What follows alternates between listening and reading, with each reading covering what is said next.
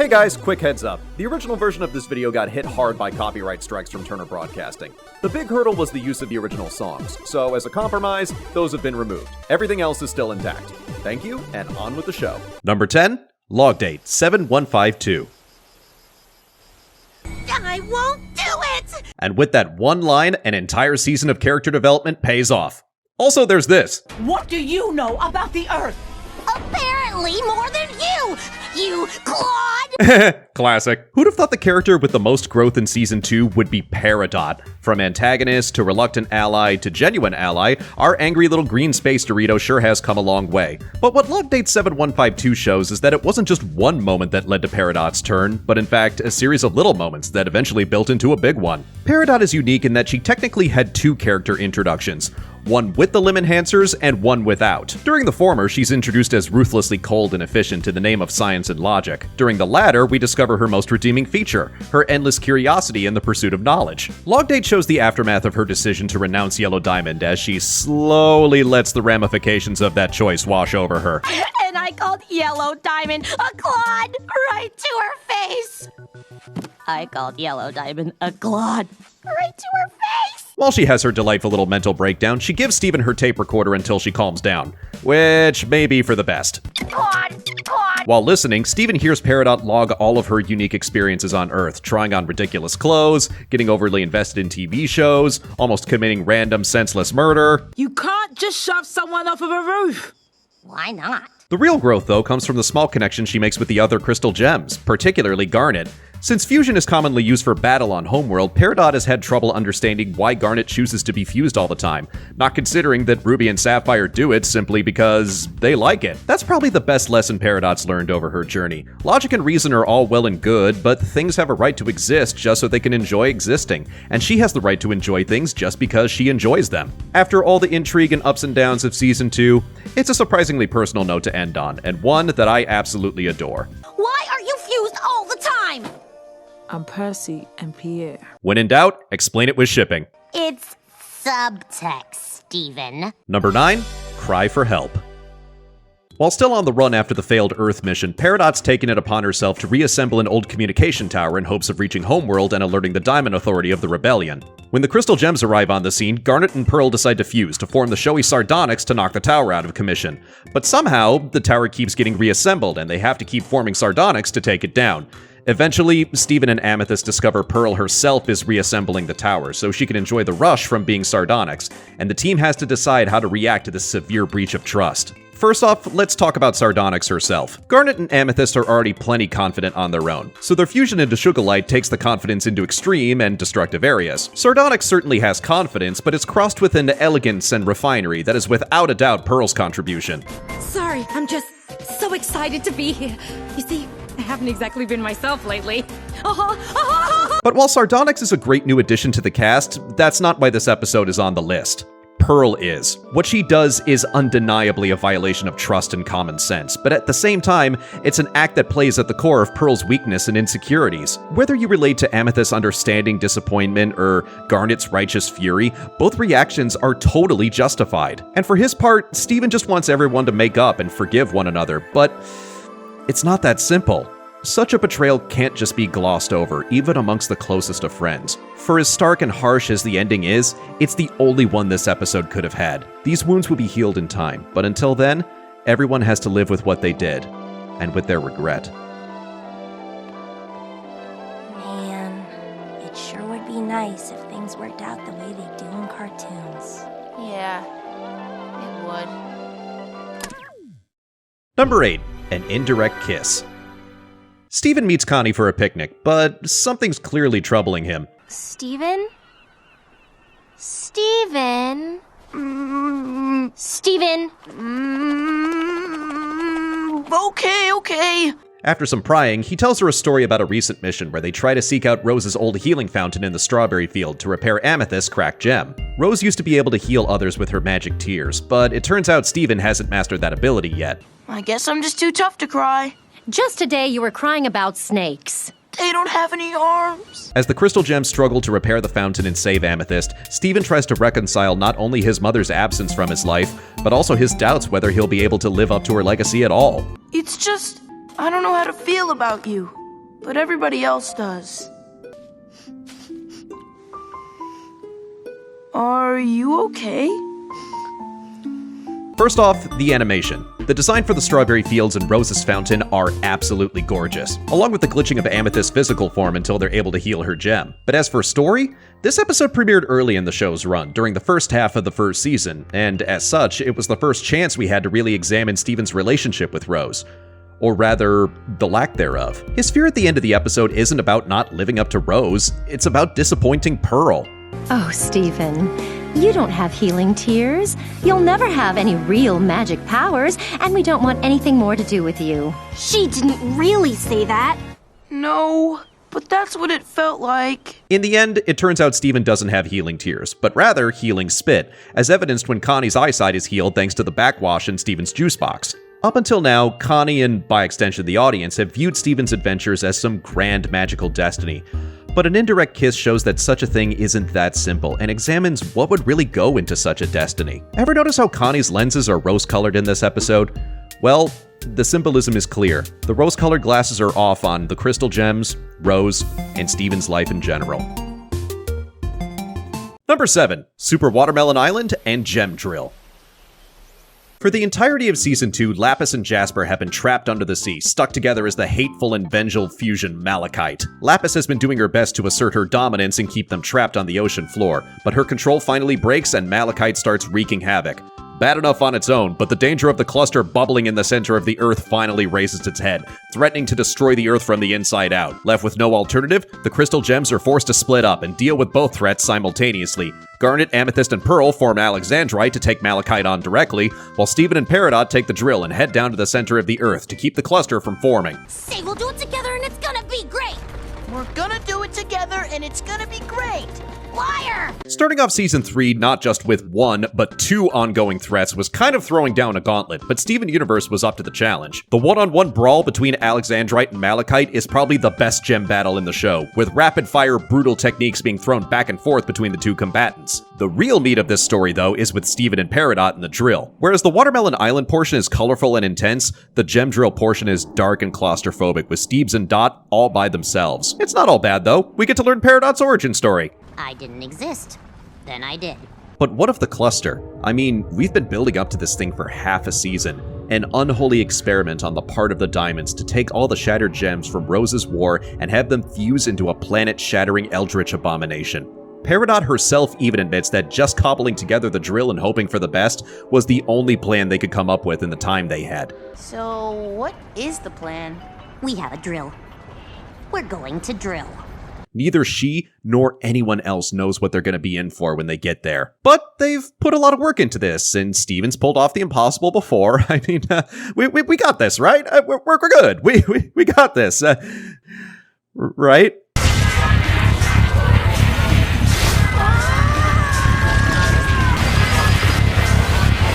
Seriously, Steven and Peridot's confrontation with the cluster has to be one of the scariest scenes in the entire show. The spirits of thousands of shattered gems wailing in pain, trying to resist destroying the very planet they fought for so long ago. In fact, knowing how heavily influenced by video games the Crooniverse are, this whole segment feels like a shout out to Gygas from Earthbound. In the end though, Steven solves the problem the way he always does, with his bottomless empathy. Peridot's not unjustified in wanting to just destroy the cluster and be done with it, since it's not in control of itself and there's too much of a risk leaving it as it is. But this is where Steven comes in. In one of the trippiest segments thus far, he manages to reach out to the thousands of souls making up the cluster and encouraging them to bind together in both body and mind. Hundreds of thousands of fragments of mind forming into one, bubbling each other and saving the Earth. Peridot's instinct was one shared by a lot of viewers and the hardcore fandom. The cluster is a destructive abomination, and it must be destroyed. That would fly on any other show, and we wouldn't give it a second thought. But not on Steven Universe. It's an unexpected twist, but one that makes complete sense for the kind of show this is. And Stephen was all my feelings. Number 6. The Return and Jailbreak. The entire first season of the show, Steven's adventures and training with the gems were treated as flights of fancy. The bigger history and implications of the Gem War were always in his periphery, like how most adult concerns were when we were kids. For the first season finale, Steven has to grow up in a hurry when Peridot and Jasper arrive on Earth with a captive Lapis in tow to take out Rose Quartz's remaining army once and for all. In a twist though, the gems decide to send Steven away with Greg and the townies as they evacuate Beach City. Steven has grown a lot and would probably be needed for the fight, but right now, the gems aren't concerned about that. We rely on you. Your voice inspires us, binds us, reminds us why we promised to protect the planet. You must now be that voice. For them. What's surprising about this scene is that Garnet is telling the truth. Make no mistake, the gems want Steven away from the fight by any means necessary, but him acting as an inspiration to the people around him is absolutely true. Everyone in Beach City likes and respects Steven. Except Lars, but who cares? And it's thanks to him that the gems have any connection to humanity at all. That's been Steven's best quality since the very beginning, how he brings people together. He has a hotline to the mayor's office, for crying out loud. As a politician, pointing fingers make me very nervous. But while Steven has grown, he's still a kid, and nobody bothered to tell him how serious the previous Gem War got. He has to realize this isn't a game anymore. No such thing as a good war, kiddo. Gems were destroyed. People too. In the end, your mother could only save a handful of her closest friends. If it weren't for her shield, man, I don't know. In the end, Steven's character development for the season comes full circle when he insists on going back and helping the gems. Everything leading up until now, he's been a tag-along kid. Someone on the outside looking in on his super cool family doing the real work.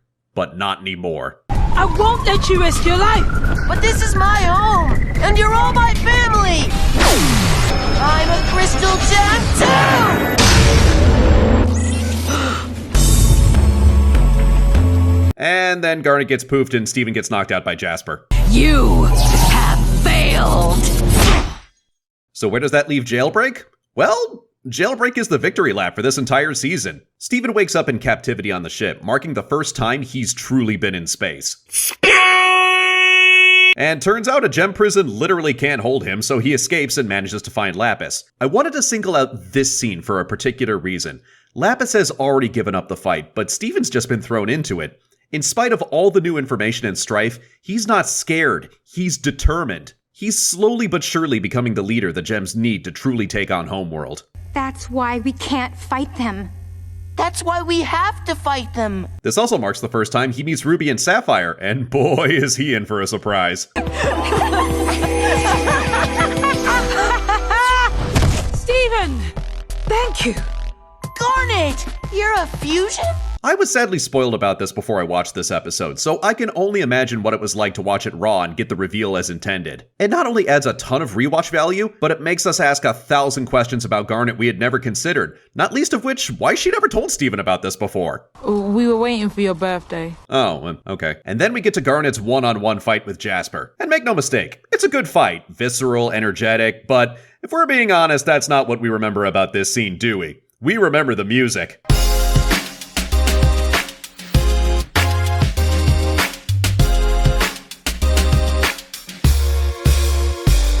Whereas the return was tense and bittersweet, Jailbreak is triumphant, with Garnet whooping Jasper's big orange butt and the crystal gems downing the Homeworld ship and stopping the invasion. And we get some hints about the cluster, Peridot escaping, Lapis trapping Jasper under the ocean after they fuse into Malachite.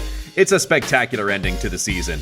But as the gems stand wrecked on the shore of Beach City, it also reminds us that the real fight is just beginning. Number 5. Alone Together. Steven is enthralled by the concept of fusion, but is having trouble mastering the ability, even with the gem's help. It's not enough just to master some steps. Fusion depends on full sync. Hey! This is a kid show, come on! Anyway, it's not enough just to master some steps. Fusion depends on full synchronicity between the participants, a level of trust and companionship you can't have with just anyone. Steven does have that with Connie, though, so to everyone's surprise, least of all their own, they managed to join together to form Stevani, the first gem-human hybrid. This is unprecedented. A gem fusing with a human being? It's impossible. Or at the very least, inappropriate. With Garnet's support, they decide to go out for the night and, well, get down with their bad selves. You are not two people, and you are not one person. You are an experience. Make sure you're a good experience. Stefani is an interesting concept as a character. They both possess Steven's exuberance and confidence, while also possessing Connie's intelligence and common sense. It gets to the point where you can almost tell which one of them is talking in any given situation. But you two should unfuse this instant. Wait, what? Pearl, you were so worried Steven wouldn't be able to do this. Aren't you proud of him? But just so you know, that isn't a very sound business practice. Are you okay? We can stop if you... No. I also use they very purposefully, for more reasons than one. Stefani isn't just a fusion made up of two people, but two people who are different genders, meaning Stefani is probably the most famous non-binary or intersex character to appear in a family show. And what I like is how naturally they play it. Every character, regardless of gender, seems to find Stefani attractive. And you know what? That's totally okay. You know, aside from the fact that in the end they're two 14-year-olds. That's two kids! I'm out. It's also impressive how such a simple concept can become a metaphor for so many different things. Young love, adult love, puberty, gender identity, sexual discovery, social anxiety, social boundaries. In the end, Stefani lives up to their name. They truly end up being an experience, not just for Steven and Connie, but for us as well. Number 4. Mindful education. Steven and Connie have been hard at work training Stefani for combat ever since their encounter with Jasper, but they're having trouble keeping up their fusion thanks to their different states of mind. Connie is upset because she acted on instinct and seriously hurt a classmate, and Steven... well, sheesh, where do you start with Steven? Mom? Oh, geez, those feelings are complicated. Garnet explains that both of their minds need to be at peace to maintain the fusion, otherwise they'll be overwhelmed by hallucinations and they'll break apart. Luckily, she offers to tutor them in mindfulness meditation, and while it has a positive effect on Connie, Steven may need more work as he finally starts to acknowledge all the pain and hardship he's been through. Mindfulness meditation is actually a real technique, one Rebecca Sugar practices in real life, and one I'm familiar with myself because, well, I've suffered from anxiety disorder my whole life. I made the personal decision to try to maintain it without medication. Nothing against those who do, that's just my choice. So I've gotten to know various meditation and cognitive behavior techniques over the years. I never thought I'd see them in a children's show though, so I think some people don't realize what a gift Rebecca Sugar has given us with this episode. I didn't get a proper anxiety diagnosis until I was an adult, and there's scores of children who probably haven't even been diagnosed yet and maybe never will. And the episode does this through a very simple visual metaphor with the butterflies. In a sequence provided by storyboard artist Takafumi Hori, anxiety can either make you wrap all your stress around a single thought or event, or paralyze you by overthinking all the possibilities and potential failures. The way to move past it is to remain present in the moment and remind yourself you're in control. When the past is too painful to remember and the future too big to contemplate, the present is the only place we're safe. And how does Garnet convey this lesson? How else? Through song.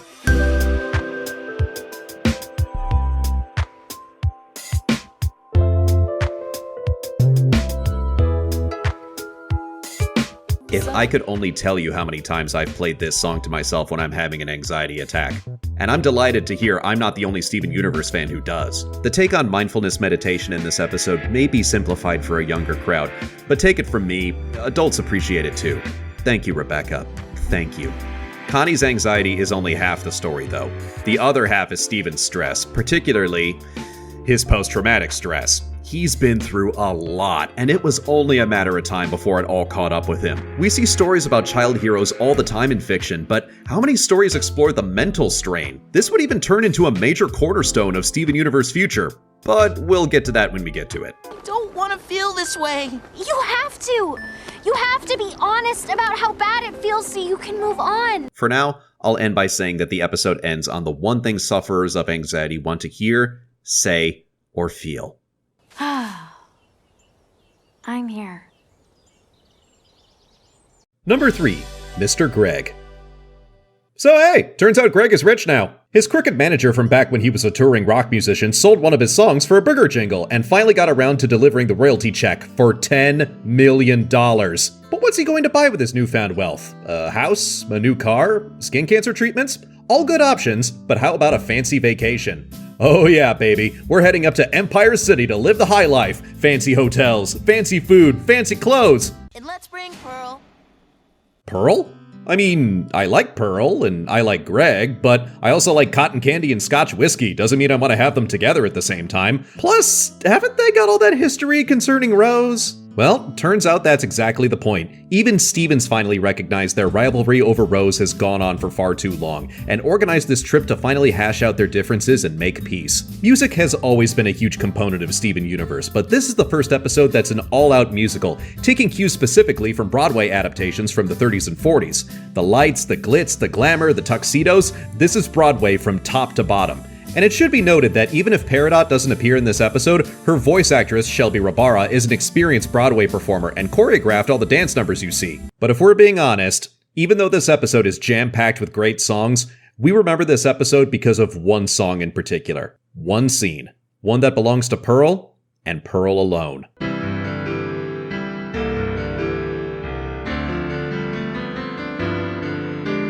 I can think of a bunch of different compliments for the songs from Steven Universe, but I can only think of one for It's Over, Isn't It? The best. This is easily the best song from Steven Universe. It's not just good in the context of the show, it's almost transcendent. It'd take very few changes to the lyrics to put it on the level of a Judy Garland song. It's that good. The animation, the choreography, Dee Dee Magno-Hall's achingly heartbroken performance, that note at the end.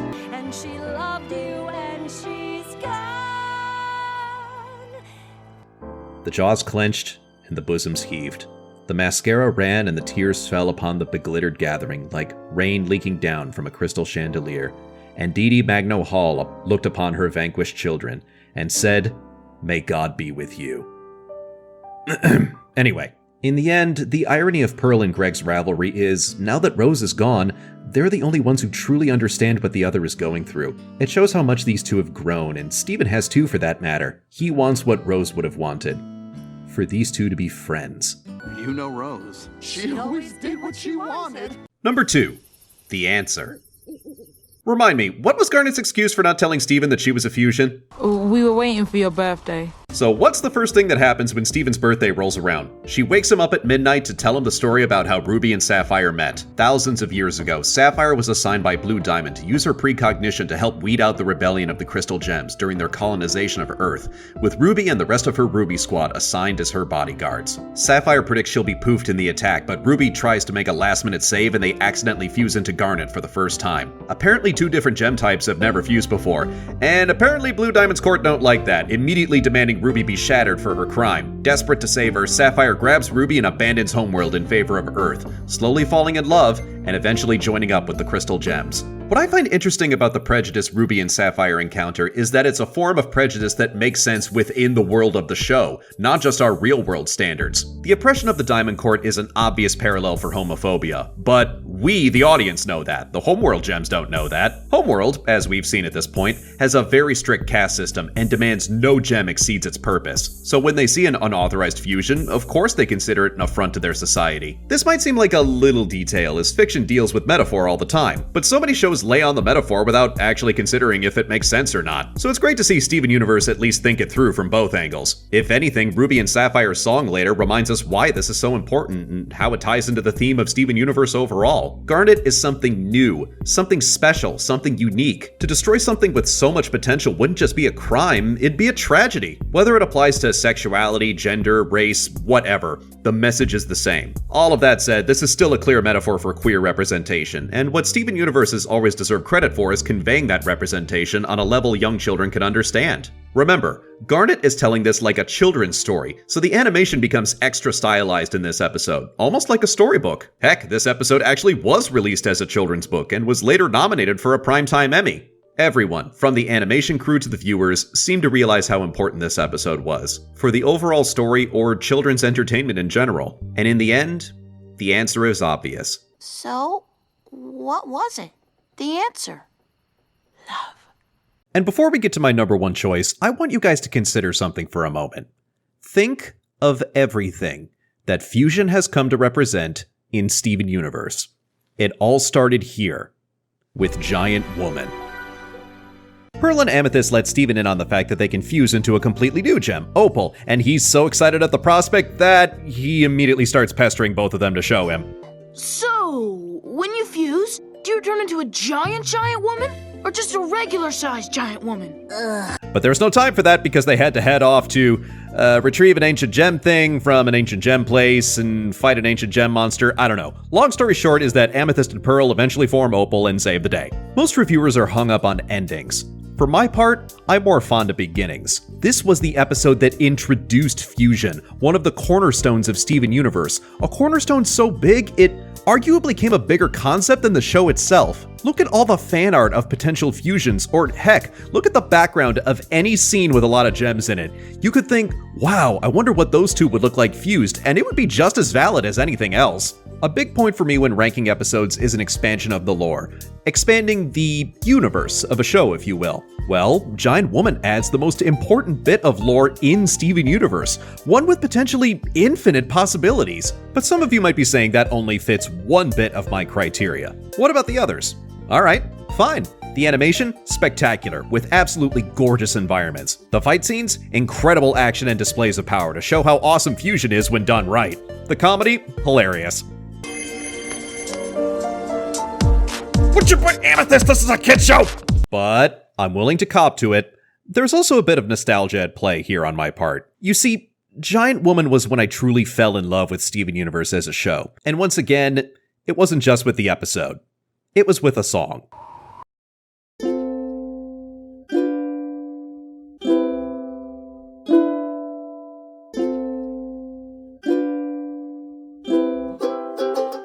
Earlier in this video, I said It's Over, Isn't It was the best Steven Universe song, and I stand by that statement. But Giant Woman is my favorite Steven Universe song. It's a simple, goofy song about Steven's wonder and excitement about this whole new world of possibility in front of him, especially when Steven finds out he himself has the ability to fuse too. And the more I think back about the journey this show took me on, I keep looking back at this episode more and more fondly. Steven Universe started out as a show about a kid who just liked ice cream a lot and became so many things to so many people. At times, I had great difficulty even writing this script because I had so much to say about every episode I chose, and heck, plenty I didn't. But the episode that made me fall in love with Steven Universe overall, it was no contest, is my pick for the best episode of the series. Do you know who I am? All you wanna do is see me turn into a giant woman.